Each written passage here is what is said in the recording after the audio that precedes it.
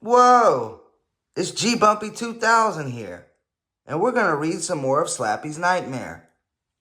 Let's pick up where we left off with Chapter 6.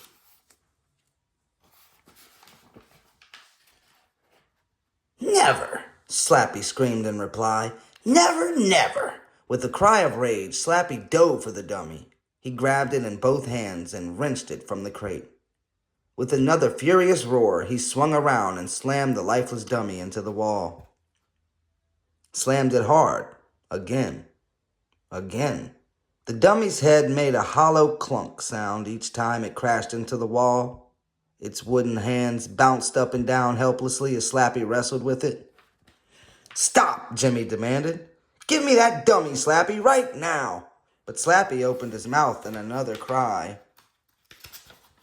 of rage. He lowered a knee against the dummy's chest, wrapped his hands around its slender neck, and ripped the dummy's head off. He tossed the head at the dressing table. It hit the mirror and crashed to the floor. Then he dropped the headless body back into the crate and dove at Jimmy. Hands outstretched, mouth open in a hoarse animal growl. Startled, Jimmy tried to back away and stumbled against the table leg. Before Jimmy hit the floor, Slappy's hands wrapped around the ventriloquist's throat. "Don't worry about that other dummy, Jimmy," Slappy rasped breathlessly. "I'm going to give it a nice new head. Yours!" The wooden hands clamped tighter around Jimmy's throat, and, with inhuman strength, the strength of all his evil, Slappy began to pull Jimmy's head off. "On!" Jimmy uttered a choked groan. "Can't breathe." The light began to fade. The room tilted away. The wooden hands dug into his throat, choking him. A high peal of laughter rang in his ears. Not Slappy's laughter. Was he imagining it? Hearing things? No. The dummy's hand slid off his neck. Gasping, his heart pounding, Jimmy turned to the doorway, and he saw a girl. A girl about 12 or 13 with wavy dark hair and green eyes. She wore a bright yellow sweatshirt over faded denim jeans, patched at both knees. She laughed again. "That's very funny," she declared. "You're really a riot. I think you're a great ventriloquist, Mr. O. James." Jimmy spun around. The girl's arrival made Slappy instantly go limp. He lay sprawled on his back on the floor, staring up at the ceiling blankly. "How do you do that?" the girl asked. Jimmy rubbed his aching throat. He wondered if she could see any bruises from Slappy's wooden fingers. He cleared his throat. A high, shrill voice from the hall interrupted him. "Well, let me see too, Georgia." Another girl, a shorter girl, with bright red curly hair tumbling down from a floppy purple hat and a face full of orange freckles, shoved the first girl into the room. "Stop hogging the view, fatso," she squeaked. "Don't shove me," the first girl snapped. The red-haired girl shoved her again. "Move over." The taller girl bit her bottom lip. "I'm sorry, Mr. O. James. My sister is a beast." "And what are you?" the sister demanded. She tugged the purple hat down lower on her head, nearly covering her eyes. "You're a beast too, and you're ugly." Sprawled on his back on the floor, Slappy uttered an impatient growl. "Can I help you two?" Jimmy asked, rubbing his sore neck. "How did you get back here?" The dark-haired girl blushed. "I'm really sorry. My name is Georgia Boonshoft. I missed the show. My mom got the time wrong and—" "Well, tell him my name, hog," the sister interrupted nastily. "You think you're such hot stuff? You thinking you could just pretend I'm not here?" "I wish," Georgia muttered. She rolled her eyes. "This is my sister, Stella," she told Jimmy. She turned back to her sister and whispered through gritted teeth, "Now, will you be quiet? Make me, Stella shot back nastily. Stella and I argue a lot, Georgia said, still blushing. Duh, Stella muttered. I'm really sorry to bother you, Mr. O'James, Georgia said softly. Then go away, Slappy exclaimed nastily from down on the floor. Georgia laughed. How did you do that? It really sounds as if the voice is coming from the dummy. Years of practice, Jimmy told her. He gave Slappy a kick in the side. Can we go now? Stella demanded, impatiently tugging her sister's arm. Georgia pulled free. We missed the show, she repeated to Jimmy. So, Mom got the theater manager to let us come backstage. I hope you don't mind. I just wanted to meet Slappy. Can we go? Stella whined again in her high, scratchy voice. Georgia continued to ignore her. You see, Mr. O'James, I've been interested in puppets and dummies my whole life. I make my own puppets, and I put on shows. So lame, Stella cut in, rolling her eyes under that purple hat. Everything about you is lame.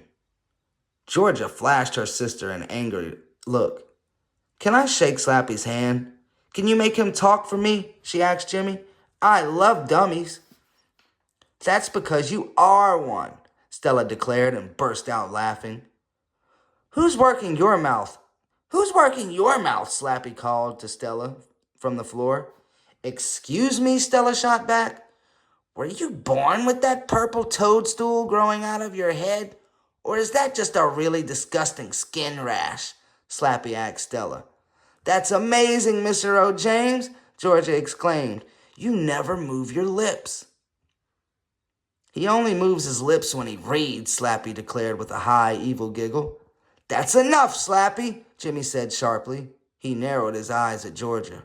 You really like puppies and dummies? Puppets and dummies? She nodded. I'd love to show you my puppets sometime. Jimmy swept his hand back over his short brown hair. His expression was thoughtful. Wait outside for a minute or two, he told Georgia. I may have a surprise for you. A surprise, she cried. What is it? Chapter 8. Jimmy wailed until the girls were out in the hall. He closed the door behind them, then moved quickly. He pressed his shoe down on Slappy's chest to keep the dummy from jumping up. Slappy's eyes flashed angrily. I'll give those girls a surprise they won't forget, he rasped. Let me up. Slappy thrashed his arms and legs wildly, desperate to free himself. Sorry, Slappy, Jimmy replied, keeping all of his weight on Slappy's chest. Let's finish what we started before they arrived. Slappy laughed. You mean the part where I was tearing your head off? No, the part where I was putting you to sleep forever, the ventriloquist replied softly. He slid his foot off Slappy, bent down, grabbed the dummy around the waist, and lifted him off of the floor. Then, he strode across the room. He picked up the other dummy's head from beside the dressing table and carefully slid it back into its shoulders. Jimmy dropped Slappy to the floor. Then he raised the stack of yellowed pages to his face and began chanting some strange words on the page.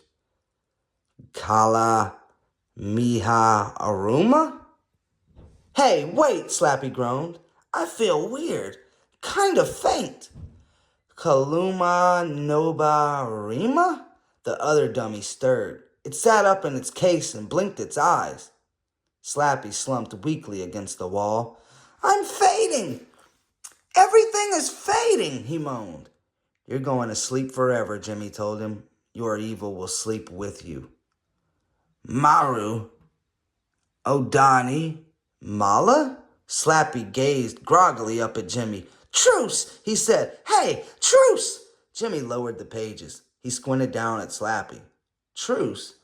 Please, Slappy groaned weakly. Please, don't do this to me. Let's have a truce. A sneer curled Jimmy's lips. You tried to pull my head off. I can't help myself, Slappy replied in a weak whisper. Give me another chance, Jimmy. Please, I'm begging you. Don't put me to sleep.